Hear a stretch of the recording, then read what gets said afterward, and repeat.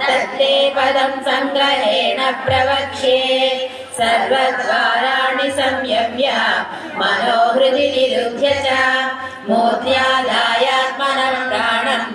आस्थितो योगधारणाम् ओमित्येकाक्षरं ब्रह्म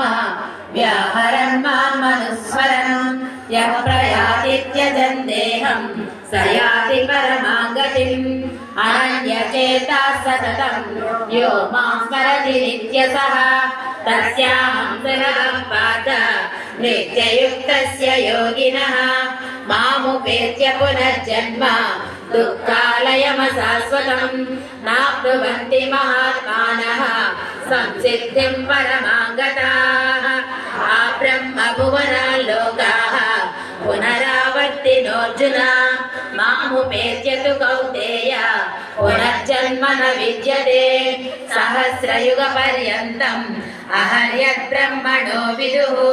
रात्रिं युगसहस्रान्तां ते होरात्रविदो जनाः अव्यक्ताद्यक्तयः सर्वाः प्रभवन्त्यः रागमे रात्र्यागमे प्रलीयन्ते तत्रैवाव्यक्तसंज्ञके भूतग्रामस्य एवायं भूत्वा भूत्वा प्रलीयते रात्र्यागमे वसः पार्थ प्रभवत्यः रागमे परसदास्मदुभावोऽन्यो व्यक्तो व्यक्तः सनातनः यस्य सर्वेषु भूतेषु नश्यत्सु न विनश्यति अव्यक्तोऽक्षर इत्युक्तः।